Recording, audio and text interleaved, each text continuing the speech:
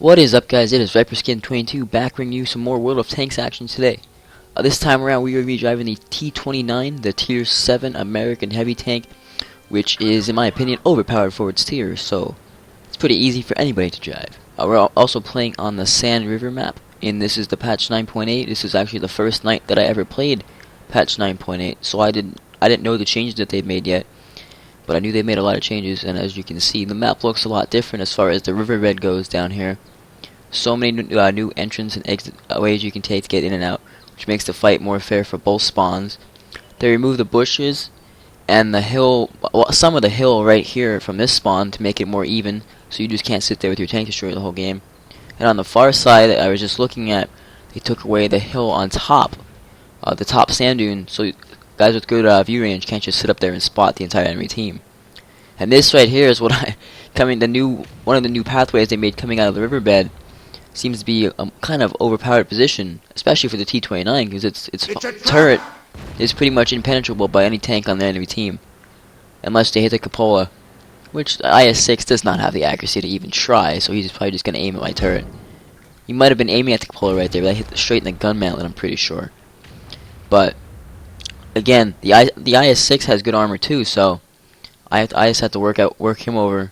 I can't shoot him in the turret. And I really can't shoot him in the upper hole either. So I aim for the lower hole and I get a good hit in right there. They have an A44 back there as well. He's not really a threat to go through my turret at all. But he has a little bit better accuracy, so of course their artillery would find me right away. So I know that the Lorraine's gonna have to reload. I don't have to worry about repairing the tracks, so we don't waste my repair kit. The IS-6 is no threat to me from that position, nor is the A44. The T21 flanking. This would be nice. I want the engine shot right here. This would be a nice engine shot. But no fire. He gets away with 82 health. But then the Panther finishes him off. I know that our team is struggling over there. That's why I keep looking over there. Make sure I'm not going to get flanked. Because there's their IS-3. Almost can see him over the ridgeline. No shots. But you'll see here shortly that I get flanked. And it cost me a lot of my health, actually. And if I had premium rounds right now, which I did not realize at the time of playing this game that I did not have premium rounds, because as much as I don't support the concept of premium rounds, I always want to carry 5 or 6, especially in a heavy tank like this, where you're going to be duking out with tanks with good armor, like the IS-6. And at this point right here, I'm going to start getting side shots right here. I had no idea what's shooting me, because obviously he's not spotted. But then it's an MT25, which I'm surprised he can even penetrate me from how far away he is with that gun. Because the T29's side armor isn't terrible. And as you can see in the enemy team, they have a platoon of T34 players who are all really good, but the one guy is absolutely amazing. And I was waiting for them to get spotted the entire game, because we have to kill them fast if we have a chance of winning this game, honestly. Because obviously they know what they're doing. And one of them is actually already dead, and this guy gets spotted. I'm like, come on, we gotta shoot this guy right now. I get one into him. I don't know if that was a tracking shot or not, but he's just sitting there. There we go. He's just backing up now. But I'm going to have time to put another one into him. Right there, right in the front plate. If you're facing a T29, the front plate, honestly, with a gun that has, I don't know what the penetration is on this thing. 198, which is the same gun you get in the T32, one tier higher, which is when it's not good. But this gun is solid. The accuracy leaves a little bit to be desired. You'll find shots that fly completely out of the reticle, which I don't think should happen at all. But you could be aiming at a guy at like 300 meters, and the shot just flies completely into the ground, completely over his tank, or completely off to the side. Let me take a big hit right there. I'm thinking it was the T34, the SU-100Y, because the T34 just killed the Type 64, so you can't reload that fast. But if you're gonna shoot a T29, aim for the hull, because I think it's 100-something millimeters thick. It's not sloped very well either, so you can go through that pretty easily, especially 198 millimeters of penetration. And even like if he's using his gun depression, which is good on every American heavy tank, then his hull is gonna be sloped back at like 10 degrees, because that's the same as the gun depression, which you do not have over the back of a tank, by the way. As you can see, when I turn the tank, right there, the gun depression increases greatly. No matter what tank you're driving, don't think you have good gun depression over the back. You don't. But anyway, There's their T34. I bounce another shot. That's a big gun. He's not gonna go through my turret either, but that would be an easy kill for him. And I'm just gonna try to do my best to help out our struggling tanks on that side of the map at this point. But anyway, as a T29 is using its gun depression, with the hull being sloped back, it's not an auto balance zone, but it increases the armor value incredibly. So a T29 that's hull down not only uses its turret to bounce shots, but that's when the hull becomes almost impenetrable too, unless you're facing tier 9 opponents. Because this thing struggles heavily against tier 9, because they have the guns to even go through parts of your turret that are flat, not the mantlet, but other parts of the turret, like the cheeks, easily. And then there's especially a Borsig. A Borsig can just sit there with the camo value. I found on the T29, if you face around to a Borsig, it's gonna kill you. You can't bounce its shots. Like the German TDs at that level, and some of the Russian TDs at that level, you're not gonna bounce even if you're hull down. But at this point, I know I'm in trouble in this game.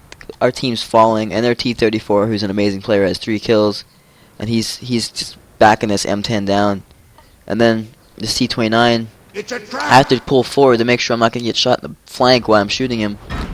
And there you go, right in the side of his turret, which is penetrable. It's still like 100 something millimeters thick, if I recall, but it's not more than 198 millimeters, especially with a flat surface like that. Only the front of the turret's good. And then our T34, I'm only showing my turret right here to him. Like, that was a stupid shot, but it's not like it matters at this point. I try to get a shot on him, because the IS-3 is flanking me.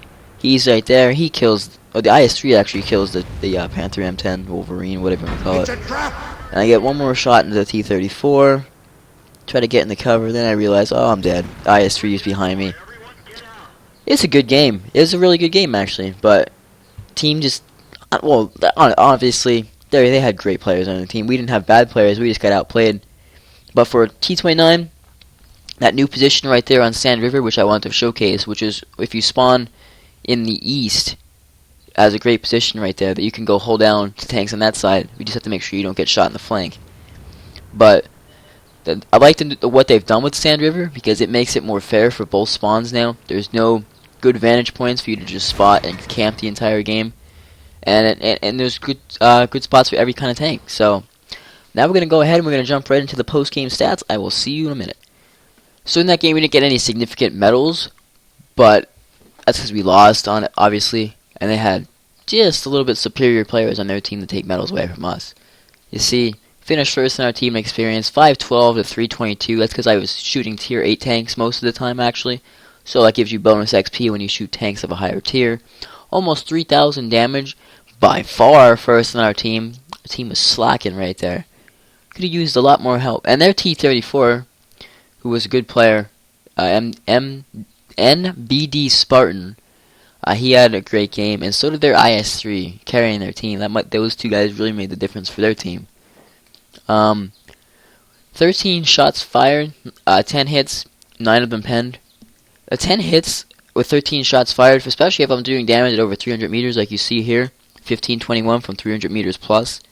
That's good for the T29's gun. I mean, I have 100% crew working on almost complete their second skill. So, obviously, the gunner's accuracy is going to be really good. I think I have gun laying drive as gun rammer as well on here to increase the aiming speed and reload time, which aren't the best, which is probably a good thing I have it on this tank. We had 2,500 damage block, which is more than enough for steel wall, receiving 14 hits. But obviously I died, so I'm not going to get the steel wall medal. And high caliber on our team if we would have won, but that's not going to happen either because we didn't win. So I had made almost 19,000 credits profit in that game with a premium count, even though we lost. And without a premium count, I still would have made a profit and a loss. So that's a pretty good game. Again, because I'm facing tier 8 tanks, you get a credit bonus and an XP bonus for doing damage to tier 8 tanks. And tier 9 tanks, obviously an even greater credit and XP bonus. So even if you're a lower level tank, they do reward you by giving you, obviously, more XP and more credits for doing damage to more dangerous tanks. So, once again, thank you so much for watching, guys. This is ViperSkin22, and I will see you next time on World of Tanks. Peace.